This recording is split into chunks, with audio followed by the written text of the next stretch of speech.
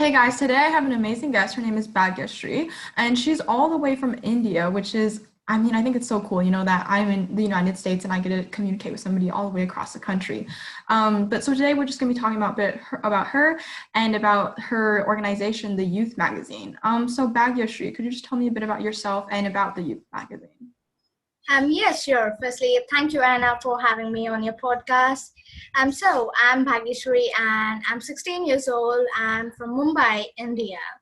And I'm an author. I've co-authored two books, Young Storytellers and Perspective with Visuals.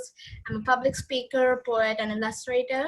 And I am the founder of the Youth Magazine. Mm-hmm. Yes, so the magazine is aimed to provide the youth a platform to use their voice to just discuss issues like racism, environment, empowerment, education, and all global issues that matter to them and give them a form of expression through the magazine. Definitely. I love that. You're doing so many different diverse things, like writing your own books, like two published books. That's amazing. And also having this magazine and giving youth empowering platforms. And I just love that. So just going on to the youth magazine more, I would love to know why you just initially started the youth magazine. Since I was 10, I always look forward to Sundays for reading a local magazine. And magazines always turned out to be informative, and their writing style used to be so amazing. And even they would come with all photographs and design. And then it was during the summer of this year when I was writing for two national newspapers. I just graduated from my secondary school. So when I just wrote an article about journalism. So they told me that they couldn't publish it because my school, I'd actually graduated from my secondary school, so I couldn't write anymore for the newspaper. That struck me really hard because I felt that our voices matter and even our expression. So any form of discrimination, be it school or nationality or race, caste, gender, that shouldn't come forth when our voice, because I am a student and every other student, their voice matters. So, and again, I was looking forward to applying for a summer program at a university. So I was talking to an ex-student of the summer program when she told me that if you could just write about any cool magazine or any platform that you have developed. So that struck me an idea that I took it from a platform of my own to provide youth a platform to voice global issues, to just express their real voice without filtering it and in its original form. So that gave rise to the youth magazine, and yes. Yeah, I love that. I love how you're almost, coming up with your own solution, right? Like you said, you used to write for your school magazine, but now that you graduated that school, you were like, oh, what can I do now, right? And so you just brought up your own solution of making your own magazine, which I think is awesome. So my next question is, what impact do you think you like ultimately want the youth magazine to have? The Youth magazine isn't an ordinary lifestyle magazine. It actually focuses on the recent issues, and it aims to give the youth, especially the youth, the teenagers and children aged 14 to 30, to just give them a voice without filtering it, as I said. Generally, youth is always ignored and thought of as ignorant or naive. But I think that this magazine will give them a platform to use their voice in its originality and to voice opinions on issues, just on issues that matter to them rather than what the media wants. Our magazine will provide them a platform that will help them to express themselves in the form of purest expression. And then I feel in the next 5 years, I want to produce the magazine in print. I want to distribute the magazine to India, and we have a team of international writers. Some are from USA, Nigeria, from Pakistan, and I'm from India. And some are from China, Philippines, Singapore. So there are many writers. There are many global writers. So I want to even spread the platform internationally to other countries. So that is my goal in the next 5 years. Definitely. And once you reach that goal, definitely give me a call and I would love to get like a physical copy if I can in the United States. Yeah. And then, like you talked about how you have, all these international writers, like you said, from Singapore, from Pakistan, everywhere. I would love to just know, like, how you lead or work with an international team. Yes, I was always passionate about just stopping all discrimination based on boundaries. I felt that we all were just basically children after all, be it someone from USA or be it someone from India or be it someone from the Far East or the Far West. We were basically children and youth who want to use their voice to make a better change in the world. So that was what gave root to the idea to form an international platform that didn't discriminate based on race or nationality. So that gave rise to this international platform with global writers. And I've always loved balancing time zones. And when you're passionate about something, even time difference and language difference doesn't matter. We have people from Singapore to USA, so the time difference is almost like 18 hours apart. So someone has to wake up at 7 a.m. In the USA for the meeting, and someone has to stay awake till 11 p.m. In Singapore. So it's like that. But then we all are passionate about bringing a change. So all that matters is that what you want to speak about, what you want to work about. You want to make a change. You want to just grow your platform. You want to just make this world a better place. All that matters. And then nationalities, no, they don't matter. Whether we come from India, whether we come from Pakistan, whether we come from China or USA or Philippines or Singapore, that doesn't matter at all. We all are just human beings and a part of Earth, and we just want to make this world a better place. Hmm. Definitely. I love that. I can really see your passion, right? Because you're willing to wake up at, 7 a.m. or stay up until 11 p.m. to put in the effort just so that you guys can work together as much as you can together as a team to make this, as good as it can be. And I guess an example that I can bring up is I did interview another guy who's from India as well. I think he's from, I don't know if you heard of Lucknow in Yeah. India. Yeah, so he was from there, and I can like, because we're connected through LinkedIn, right?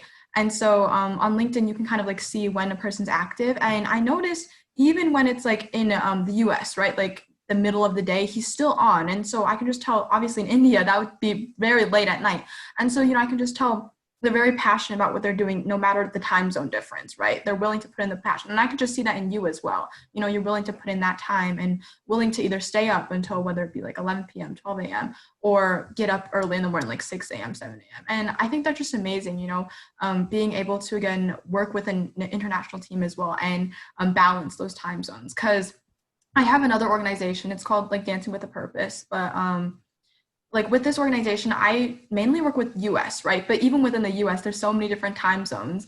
Definitely not like 18-hour difference, but still just like 3 hour, 4 hour. And even just balancing that time zone is insane, right? Because some people be like, oh, I can't do like 11 p.m. EST because that's my time. And they'll be in like PST because they would have to wake up really early. And I just love though that you're willing to, again, wake up early or stay up late, just to put in your passion for this. Yeah, and then my last question regarding the youth magazine is, what do you see like for the future of the youth magazine? Yes, basically to bring about the change that we all our team members and all our readers want to make, like to achieve defense against climate change. That's all what we youth want recently, and that's really important. So, firstly, basically, I want to just cross out international or national boundaries to achieve. Peace between boundaries, to achieve a non-conflicting team. Of course, I have a really good team. I'll tell you an anecdote. Just a week ago, I just became an ambassador for Impacts in Isolation. So the host of the meeting, it was an orientation meeting for the team. So she was from the US, so she had to wake up at 7 a.m. And I was here, it was almost 8 p.m. here. So she started off the meeting, and then she was so fresh. She was so excited for the meeting. Even if I would be like, oh, it's 8 p.m. and I'm so tired excited. It's almost the end of the day, but she was so excited, and she was talking about different time zones and talking to people from various countries, and that just told me that, oh my God, it's waking up at 7 a.m. To talk to someone from another country. And we are a generation that's united by the technology. We have a technology that has both pros and cons. So now I'm talking to you on the Zoom meeting, even if during this pandemic, I'm able to talk to you from a different country. Like we are hours apart, but still I'm able to talk to you through Zoom. So our main aim is to achieve success and achieve international cooperation, peace, to solve global issues, to increase access to education, to technology, to this platform.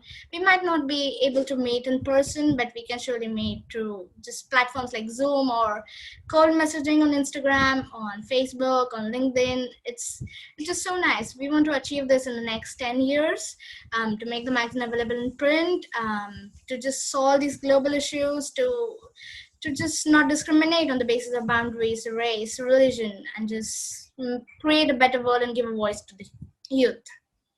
Definitely. I love that. And I think especially in this pandemic, right? Like you mentioned, it's you just notice so much more how important technology has been in our lives and how impactful it can be. Like you said, we're able to talk to each other through Zoom, even though we are like 18 hours apart or whatever, how many hours apart. And I think that's just insane and amazing because my eyes opened so much during this pandemic because, right, I did not have a podcast before this pandemic. But then I was just sitting around all day, for a week and all I would do is, watch Netflix, watch YouTube, and I wasn't like even talking, right, or conversing with people, I realized. And so I was like, what can I do to like talk to people, even, people outside of where I live, right? Because I used to always feel like I was contained to just where I'm living, right, and to the people around me. But I realized, I can talk to people all over the world, like you from India, especially, amazing people and youth like yourself, doing all these amazing things. And I get to learn about your mindsets and why you started your different organizations or even like magazines. Like I think you're the first person that I've interviewed that's made their own magazine, which I think is amazing. And so yeah, I just think that's awesome. And definitely let me know when like I can get a physical copy of your magazine. I would love to look over it. But yeah, so now going on to your mindset. I would just love to know if you could tell me about a time when you had to give somebody some difficult feedback, whether it be for the youth magazine or just in general, and how did you handle it? Yeah, so whenever it's like a chance to give someone difficult feedback, so I always look back to when someone tried to give me a difficult feedback. It always sheds light on that someone wants to try to improve you. It's at last for your improvement. Whenever you fail or when you succeed or whenever you just try something, you grow because it's all about growth. So when you try to explain someone about giving a difficult feedback about just improving the writing or editing or the design process, or sometimes it doesn't fulfill my requirements, so just talk about it in a manner that it's about improving someone, so that the latter doesn't even get dismissed by the idea, or doesn't get like it doesn't feel like it's ignored as sort of disrespect. So yeah, that's what works for me. At last, it's about improvement. So when the former tries to look at the review or the feedback as a form of improvement, as a form of self-expression or improvement, then it all works for the team. It's all about working together, trying to accept feedback, and trying to just grow each day, trying to grow better each day. hmm Definitely. I love that. Because I think a lot of people, they think, it's very hard to especially take feedback or even give it because, criticism is just like everybody says, it's good to have constructive criticism. But I think, everybody does have that little like, oh, if somebody says something bad about me, you just have that gut feeling. You're like, oh. But I like how you're willing to improve, right? And you're willing to kind of tell the people that you're giving this feedback, right? That it's to help them improve and no hurt feelings attached to it, right? It's just to help you guys grow as an organization and just help the other person. So I love that. And now my next question is, it's kind of deep, so I totally understand if you need time to think about this. But what is your greatest failure and what do you think you learned from it? Yes, I don't need to think much about my greatest failure because it has hit me hard for almost months and months. So when I was in secondary school, I think in in ninth grade, yes, in my freshman year of high school. So That was the time for council elections. Since almost 5 years, I'd worked really hard to become the head girl of my school. It was like a sort of dream for me. It was an ambition, a big ambition, because that time I didn't look forward to other horizons except my high school. Just being the head girl seemed like a big achievement for me at that time, at least. The time of council election came forth, and it was all based on votes. So I gave my best. I tried to do everything I could do, everything in my capacity, everything in my potential. But then I didn't become the head girl of the school. I didn't win the election because I would always be the best student awardee, overall best student awardee, the first ranker. But then during head girl, I always lost my luck.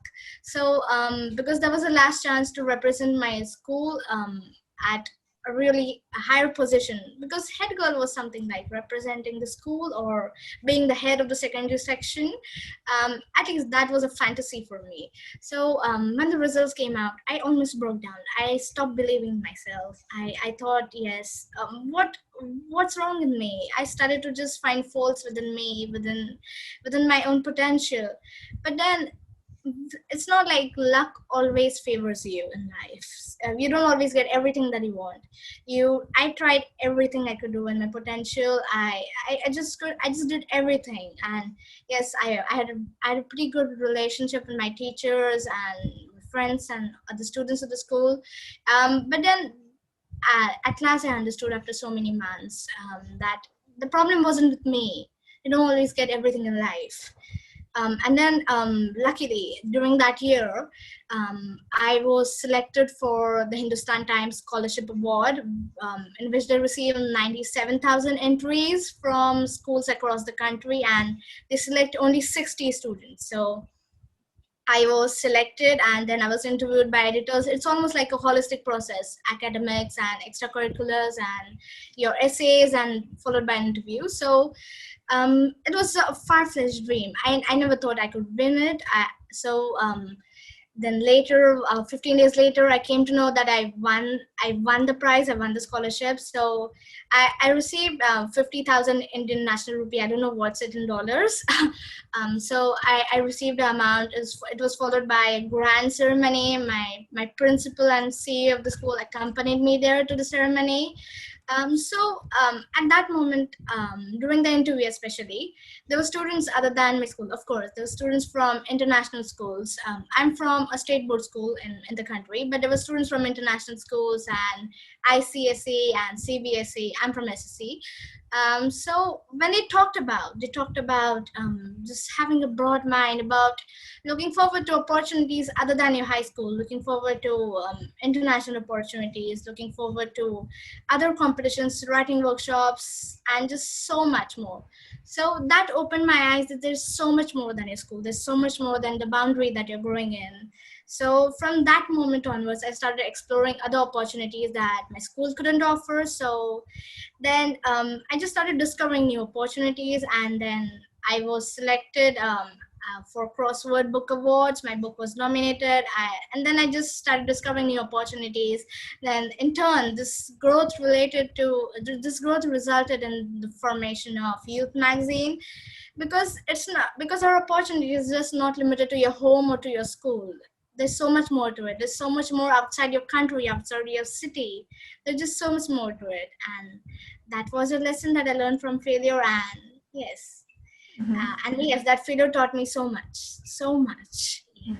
Definitely. I wholeheartedly agree with you because I can totally relate with that. I remember I was always stuck in my mind as well. I remember sophomore year of high school. I don't know in India what like grade that would be, but like in America, like it's 10th grade of high school. I did this club. It's called DECA, and basically this club is a business-oriented, competition type of club. And there's like the regional level, and then if you qualify from the regional level, you can go to the state level, and from the state level to national level, right? And so I remember my school, we made such a big deal of going to nationals, right? Going from the states to the nationals. And you feel the tension during the award ceremony, like, oh, who's going to go to nationals, everything. And so that was like almost my version of your head girl, right? And your experience of getting head girl. And I remember sophomore year, my head was just so wrapped around getting first place, right? Going to nationals. But I ended up not getting it, right? And I was very disappointed. But now this year, it's like I'm going into senior year, but like this past junior year, I just have opened my eyes so much more and learned so much more. And I just realized, just getting first place, right, at a competition doesn't mean anything if you're not going to experience or remember anything, right? I feel like with DECA, all I was doing was simulating like an interview type thing for business and maybe kind of helping my career skills, but doing things like a podcast, right? Like that my school can't offer. I feel like I've just learned so much more through this, being able to interview people, like I said, like you and just other youth that are doing extraordinary things. I feel like I just learned so much more from you guys and of myself than I were if I were just to do that club all the time and spend hours and hours of just studying just to get that first place, right? And I just totally relate with that because I feel like I finally, learned to branch out from just like my school, right? And learning that there's a whole world outside of just my school and there's people from all around the world, even within my country, just everywhere. So I totally relate with that. And then my next This question is, failure, oh yeah, I yeah, go feel on. it teaches us just so much because it teaches us how to make impossible things possible.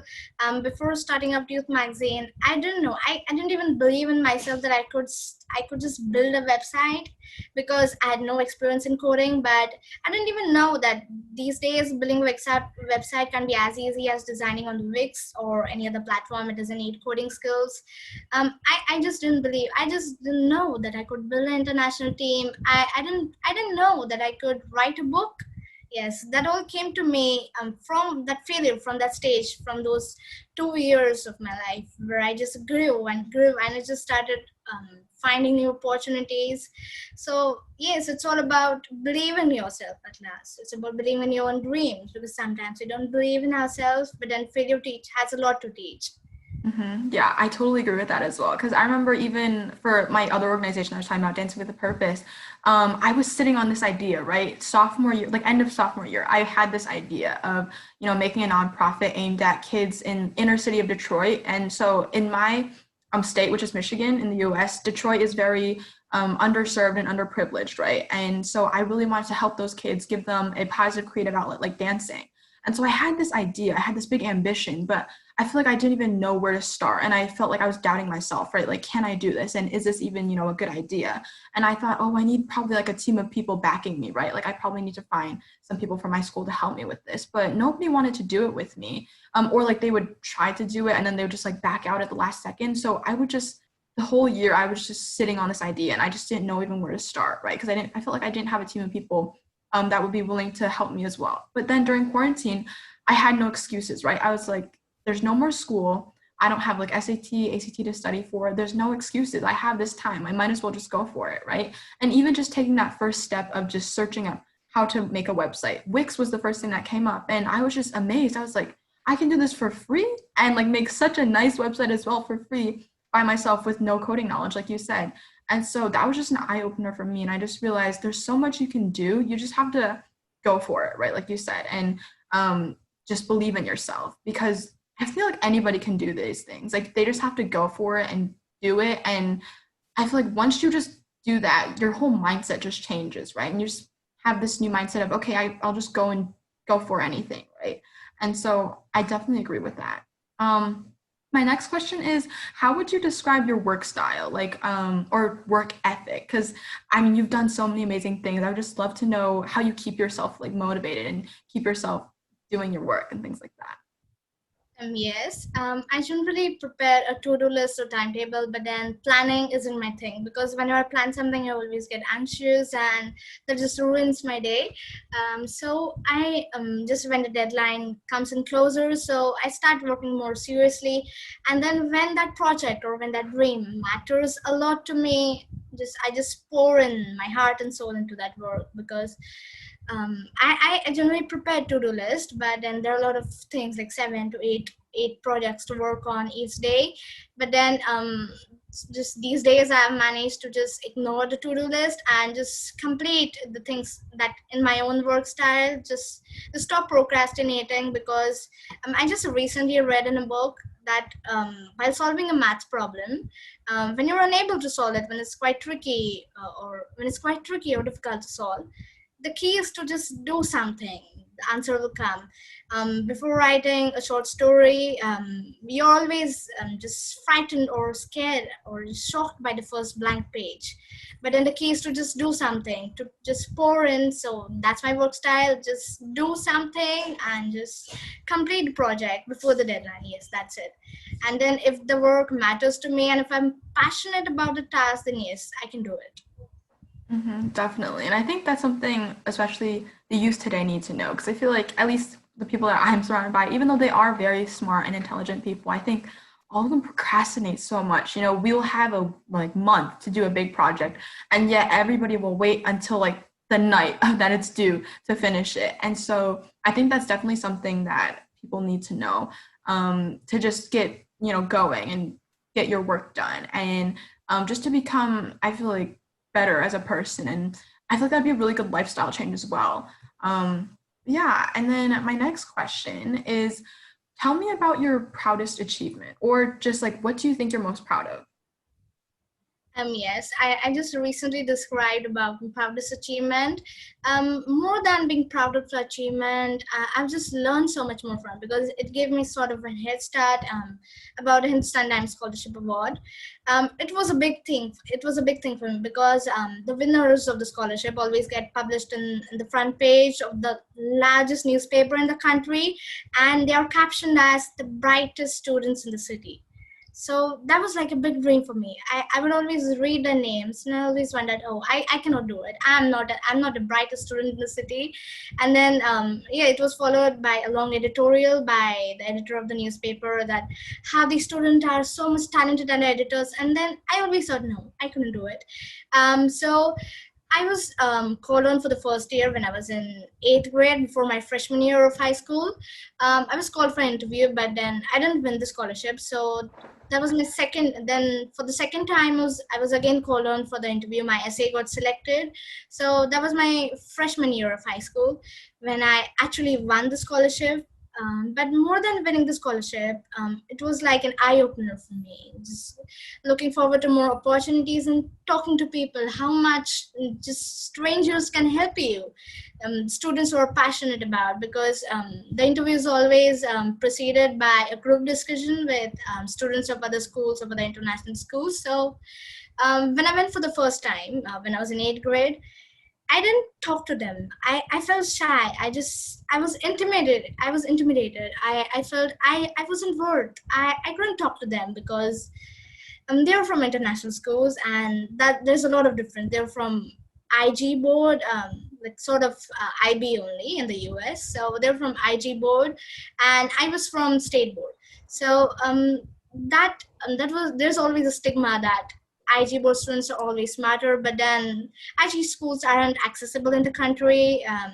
So I felt intimidated for the first time. I didn't talk to any one of them. My interview went well, but I always felt I just didn't believe in my potential. So when I went for the second time, I opened up. I talked to them about my dreams. They too talked to me about their dreams, about their schools, their opportunities, their writing workshop. So that sort of gave me to new opportunities. And that was the first time any student from our school won that scholarship, because that's sort of a very prestigious thing in the country, the Hindustan Times Scholarship. So I was actually very surprised when I received a call that I'm going to win 50,000 INR. So oh my, I was really surprised at the moment, and then it was followed by an award ceremony. So more than being proud, there's so much more to it. I grew due to that opportunity. If I didn't win that scholarship, or if I didn't fail in the year by not winning the head girl title, I wouldn't write a book. I wouldn't know what SAT is, because no one in the country knows what SAT is. No one knows that there are summer programs carried out in your junior year of high school. I started researching because there's much more to social media. There's much more. We can just, recently I learned that we can just cold message anyone, and any student who's passionate about learning is is just so passionate about reaching out to us. I asked many students from just universities there in the US about what are some programs about, how is it to take tests, how is the application process. I'll be starting out my application process next year. So I felt there's so much more to it. Students are willing to help if you're willing to talk to them. It's just so good to reach out to someone, and then that's what gives way to international cooperation. I reached out to someone, then she told me so much about some program or any other opportunity. Then I opened up about another opportunity. So that's how it helps. That's what helps you grow your network. That's what helps you grow your intellect. Definitely. I wholeheartedly agree with that as well. And like you said in the beginning, where you said, you didn't think you were the brightest student, right? But you still got chosen. And I think that probably has to do with like the holistic, right, approach that this scholarship takes, which I love because, I don't think you can judge a person just based on a GPA or a score, right, that you got on the SAT, because a student is so much more than that, right? Because you've done so many amazing things, like writing your own book, having a magazine, and those I think you should definitely take into account as well as academics. But I definitely feel like that's just amazing how the scholarship is approaching it in a holistic way where they do look at just your personality, your essays, your extracurriculars, all of that, because I think everybody just has so many different skills, right? Like nobody's just okay. If you have a 4.0, if you get like a 1600 on the SAT, then you're like the smartest person on the road. Like that's not it. No, you're so much more than that. And I think also like people need to realize that everybody has a different skill, right? Maybe somebody's not as book smart, but they're street smart and they've been able to travel the world. Or like I've seen this one girl the other day on YouTube, and she didn't go to college. She actually just like went straight to becoming a nanny in, I think, France. Like she got to become like a broad nanny. So like basically in France, you can like hire a nanny from like across the country, if that makes sense. And so she was like kind of shipped in to be this France family's nanny, but she's become successful with like her fashion sense and her creative side, right? Because she wasn't necessarily the smartest in school, but she still found success in her own way. And I think that just shows, everybody's different and skilled in their own ways. And you can't just judge somebody again based on, oh, what they got on the SAT or, oh, they got an A in this class, etc. So yeah, I just really love that approach. Now going on to just some fun questions. I would love to know what the last book you read was. Yes. It might sound, I don't know how it might sound, but the last book I read was Harry Potter, and I'm so glad that I read Harry Potter because till the time, all these years, I've always believed that fiction was not my thing. Non-fiction was always sort of intellectual. But then this summer, I started reading first Harry Potter book, and then I was so mesmerized by the content quality, by the whole story. I read all 7 books. Seven, right? I read all 7 books twice. No, this is the third time I'm reading them. Yes, in 2 months. And yes, thank you, J.K. Rowling, for creating the world of Harry Potter. Thank you so much. Yeah, exactly. I absolutely love Harry Potter as well, and just all the movies. I think everything's just done so well. And yes, thank you, J.K. Rowling, for making this. Like, I really don't know what I would do without Harry Potter. I remember that was just my life. But honestly, I think I'm kind of taking the different turn as you, right? I think I used to be obsessed with fiction. Like, I'd read Harry Potter, the Percy Jackson series, all these different fiction books. But now I've kind of learned that, oh, I do also like, nonfiction or memoirs, right? Reading about people's lives and how they've overcome their adversities. But yeah, I love how we're both kind of, switching up the types of books that we read. My next question is, what's the best movie you've seen in the last year? Or if you haven't seen like any movies, like your favorite TV show? Um, my favorite would be like the 2 or 3. One is Titanic, again Harry Potter, and then Bollywood movies. It's called Bollywood here in India, so yes. Bollywood movies. I don't know. I just can't remember my favorite movie, but I've loved Ashiki 2. Again, embarrassing, but yeah. I loved Ashiki 2, and I love Titanic. I love Titanic because of the way they've shown the royal family and aristocracy. Because I'm so obsessed with Edwardian dresses and style. The royal, I just know I just love royal families in UK. I just Mhm. love how they dress and how they just bow to each other and the way they talk. I watched Titanic for almost like 5 times. Yes, I'm obsessed with it. Definitely. I can totally see that as well because I know my mom, she's obsessed with the royals as well. I think, and for some reason, the royals, they just get you hooked, right? You just want to know everything about their lives, and their fashion sense is like immaculate. It's so beautiful. And so I totally agree with that.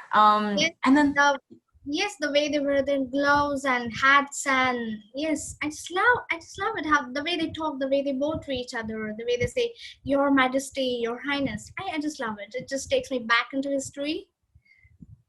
Definitely. Yeah, I love their extravagant hats. Like, I think that's just the most amazing part of their looks. Like, every single time they have a different hat. Like, when I see the queen, she's always wearing a different hat, and it's just amazing to see the intricate designs. But yeah, okay, also on Bollywood movies, I would love to get some recommendations because I'm trying to get into like Bollywood movies. I think I've seen one, but I forgot. I don't know if it's considered Bollywood. I think it's a Hindi movie. It was like with Aaliyah Bhatt and Varun. I forgot what his last name was. Do you know who I'm talking about? Or No, I might be clueless about the movie you're specifically trying to just describe. But the thing is, in the past 1 year, I haven't been to a cinema because due to the large amount of studies, it was so for more here in India, and that's like sort of important here that just reflects our GPA and academics. So, but then I have my some favorite movies. As I said, again, a little embarrassing, but yeah, there was Ashley too, and it's sort of love story. But I love the way they've shown the emotional impact of the movie. But these days, I don't rewatch the movie because it has a really bad emotional impact on us, and I just can't recollect. It was Secret Superstar, which I've seen, which was focused on the dreams of a girl, of a small town girl, and I really liked it how she became a well-renowned singer. Again, fiction, but yeah, I loved it. I love the story. definitely. I love Bollywood movies because even though I've only watched one, but like I think they're so amazing because just like with the singing and the dancing, I think that's amazing because I'm a dancer and I just love seeing like dancing being intertwined with the movie industry because I think in America I don't really see that. In America it's more just like okay, actors and scenes, everything. But in Bollywood it's like oh, music and then dance and then it's just the actors are also so talented, right? Because they have to be able to act, sing, and dance, which I think is amazing as well. So my next question is, who are your heroes? And heroes can mean anything, right? From actors and actresses to Nobel Peace Prize winners, anything. Yes. Heroes. So yeah. There are two, three. One is Jay Shetty. I don't know he's from the United States or from London. I don't know much, but yes, he is a motivational speaker. I love his podcast On Purpose with Jay Shetty. I love his YouTube videos because they just talk so much about being purposeful, about realizing your dreams. I've just got hooked on to Jay Shetty's podcast and his YouTube videos because they're so motivational. Then secondly, Alan Rickman. Oh my God, Alan Rickman for his role of Severus Snape in Harry Potter. He has done it so. I just can't describe it. He has done so well, so gently, just so precisely and delicately the role of Severus Snape, being so. I love Severus Snape. I don't know. Many of them don't love Slytherin, but I love Slytherin because of the fact Severus Snape was in Slytherin. He was brave, he was delicate, and his love for Lily Potter again, and Kate Winslet for a role in Titanic. And I've recently watched Alan Rickman and Kate Winslet short movie on YouTube.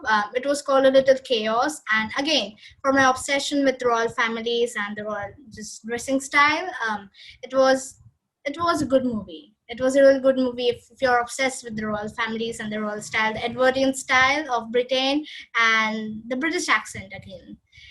Yes, so yeah, that were my three heroes. I might have forgotten some of them to mention them, but then again, yeah, Jay Shetty. Yeah, definitely. And so what do you just like to do for fun or in your spare time? Um, Reading books, listening to music, again, reading fiction. Um, yeah, reading fiction, listening to songs, and just drawing. I draw and I paint to just pour down my thoughts, which I cannot pour into words, which I can't write, which I can't. Drawing is again a beautiful form of expression. So I draw in spare time. I draw to just I express that for the message of nature, what the nature has to tell me, the whispers of nature, and I draw and then I just convert it into poetry.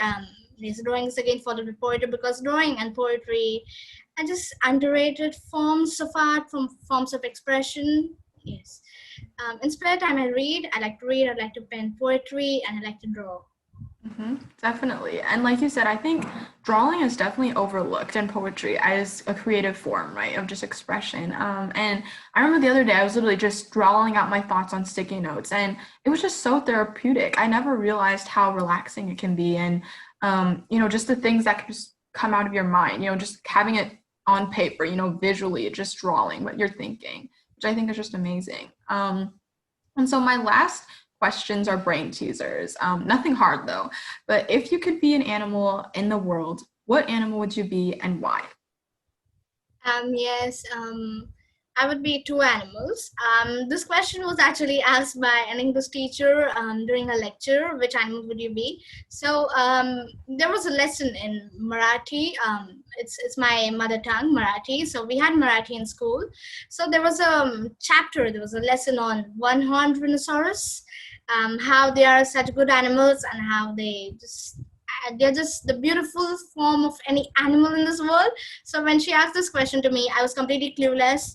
And just the previous lecture, our Marathi teachers had taught us about one-horned rhinoceros. So I just told her one-horned rhinoceros, and then I found myself laughing at myself. Just yeah, I found what a stupid answer it was. But then again, one-horned rhinoceros for my stupid answer during English lecture, and secondly, dogs, because I love dogs. I'm obsessed with dogs, and they're just really cute. Mhm. Definitely. I feel like I would love to be a dog as well, or just any type of pet that humans have at home, right? Because then I could be pampered and taken care of, right? And I would just be able to relax all day. Yeah, I definitely agree with that. And then my last question is, what is the funniest thing that has happened to you recently? It was a year ago when I was with my mom and with my friend at JJ School of Art. I went there for an art competition. So there was a workshop going on about an artist drawing a portrait of, I don't know what to call it, a specimen. A man was sitting on a chair, and he was just looking very serious. And when you paint someone for a portrait, we have to sit still. We don't have to move. So I wanted to ask where the prize distribution was going to be conducted, because there were so many grounds and so many buildings there in JJ School of Art. So and there were a lot of people flocked there for the workshop, for when the artists were drawing the portrait of the still man. I must call him still man. So I went up to him, the specimen or the man who was sitting, whose portrait was being drawn. I asked him, "Excuse me, can you tell me where the prize distribution is going to be held?" He didn't answer. He was sitting still. Everyone was looking at me. I didn't know that someone was drawing his portrait for a workshop. So again, I asked him, "Excuse me, can you please tell me where is the prize distribution going to be held?" He again didn't answer. He sort of broke into a smile, or sort of an embarrassing smile. But then again, I just wanted to get the answer. I wanted to know why this person isn't answering me. I was in my freshman year. I can call I was a child, but yes, again, I wanted to know what was the answer. So everyone was looking at me. I don't know why were people looking at me. Again, I asked him, "Excuse me, can you please tell me where the prize distribution is being held?" And then he at last he just broke into like he just broke his stillness. He told me the prize distribution is going to be held there. But then again, the artist had almost finished drawing his portrait, but then all his efforts were wasted. All the people were flocked there to watch his portrait being done. They just started looking at me, and I just realized what I was doing. I just spoiled someone's efforts, some 1 hour efforts of drawing someone's portrait. I just spoiled the time of the people flocked there. 100 or 80 people flocked there. I spoiled the efforts of artists, and yes, I just spoiled the moment. But it was very humorous. It was very funny. I was laughing at myself there, and I can still laugh to this day for that moment. Hmm. Definitely. I like how you're able to laugh at yourself. I feel like a lot of people, they would just feel embarrassed, right? But you're able to just laugh off an experience. And I totally think that's so respectable. And so I definitely respect you for that.